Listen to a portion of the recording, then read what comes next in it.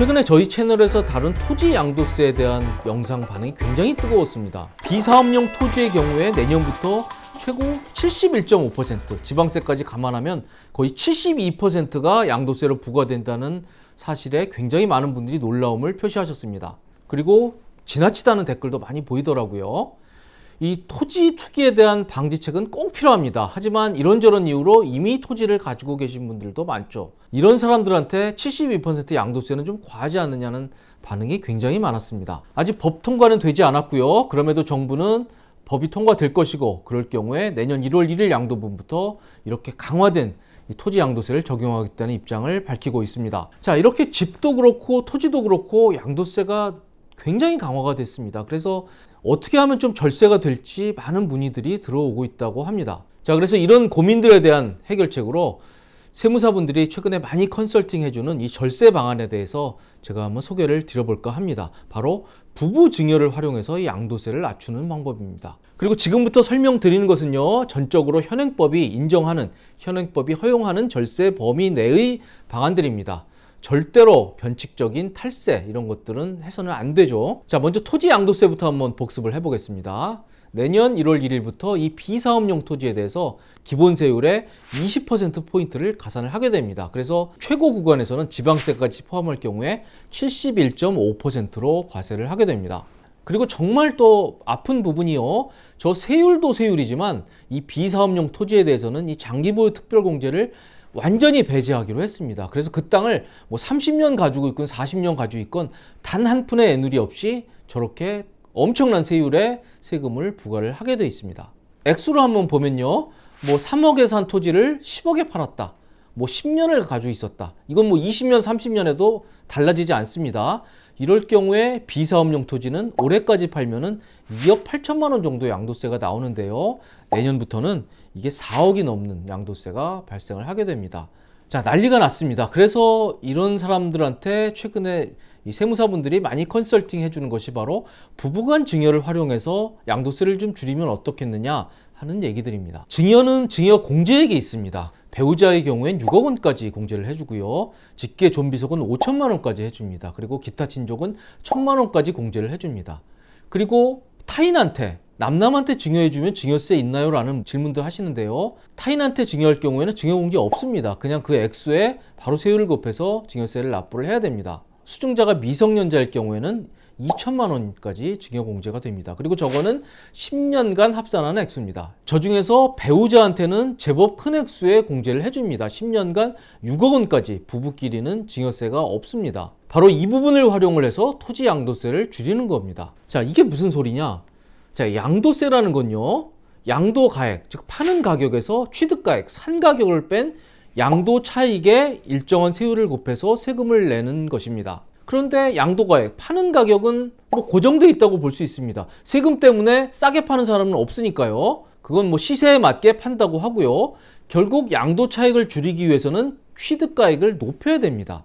이 부부간 증여를 활용해서 바로 취득가액을 높이는 절세 전략을 쓰는 겁니다. 토지를 증여할 때 이 증여가액은 원칙적으로 시가로 평가하는 게 원칙입니다. 이 시가라는 건요, 증여일 6개월 전, 증여 후 3개월 이후 이 생긴 매매 가액, 그리고 감정평가액, 수용, 공매, 경매 가격을 말합니다. 하지만 토지는 이런 게 잘 없죠. 그래서 토지는 이 보충적 평가 방법인 이 기준시가로 해야 되는데요, 토지의 기준시가는 바로 공시지가입니다. 한마디로 토지는 증여할 때 이 증여가액을 이 공시지가 기준으로 하는 경우가 대부분이죠.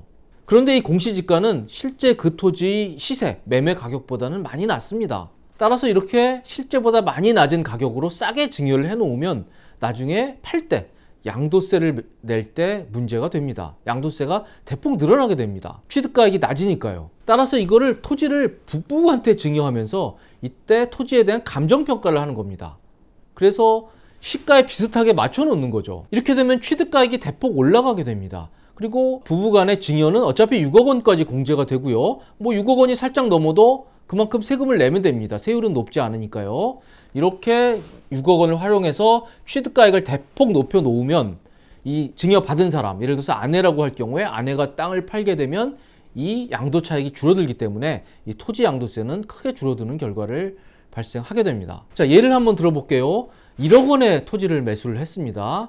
그러면 5억 원에 판다 그러면 4억 양도 차익이 있기 때문에 엄청난 양도세가 발생을 하게 되죠. 하지만 1억 원에 산 토지를요, 이 감정평가를 통해서 아내에게 증여를 하는 겁니다. 그래서 한 4억 원 정도로 감정평가를 받아서 증여를 하게 되면요, 6억 원까지는 이 증여세가 없기 때문에 증여세는 내지 않습니다. 그리고 저 증여받은 증여가액 4억 원은 아내의 토지 취득가액이 됩니다. 한마디로 아내가 4억 원에 그 토지를 취득하게 된 겁니다. 그래서 5억 원에 판다고 할 경우에 양도차익을 4억 원에서 부부 증여를 활용해서 1억 원으로 낮춘 사례가 되겠습니다. 물론 아내가 증여를 받는 과정에서 취득세는 내야 됩니다. 부동산이기 때문에요. 이때 취득세율은 4%입니다. 그리고 이게 만약 주택이라 그러면 다주택자의 경우에 증여하게 되면 취득세율이 12%거든요. 굉장히 강화가 됐죠. 그래서 주택은 큰 효용성이 없을 수도 있습니다만 이 4%인 토지는 이렇게 이 부부간 증여를 활용해서 양도세를 줄일 여지가 좀 있습니다.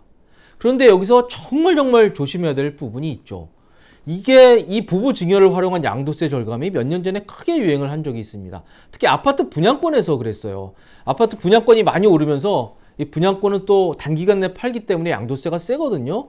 그래서 바로 부부 증여를 활용해서 아내에게 증여를 한 뒤에 아내가 파는 과정을 거쳐서 양도세를 절감을 했죠. 정부가 알게 되자 규제책을 도입을 했습니다. 그래서 이런 규정을 도입을 합니다.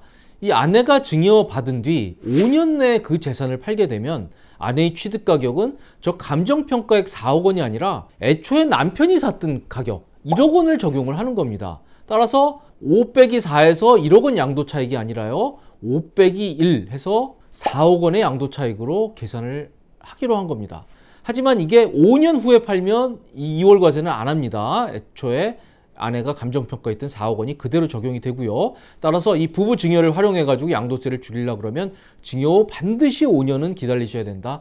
이렇게 기억을 꼭 해두셔야 되겠습니다. 자, 이렇게 부부 증여를 활용한 것은 부동산뿐이 아닙니다. 주식에서도 바로 이 방법이 활용이 됩니다.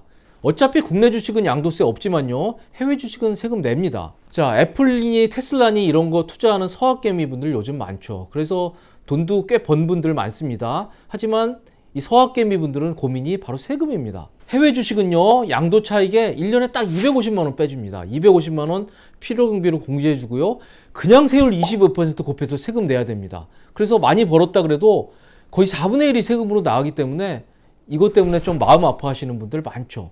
그래서 이게 테슬라 주식 몇 년 전에 산 게 많이 올랐는데 이거 어떻게 세금 좀 절약할 방법 없느냐라고 할 때 세무사분들이 바로 컨설팅 해주는 게 이 부부 증여를 활용한 것입니다.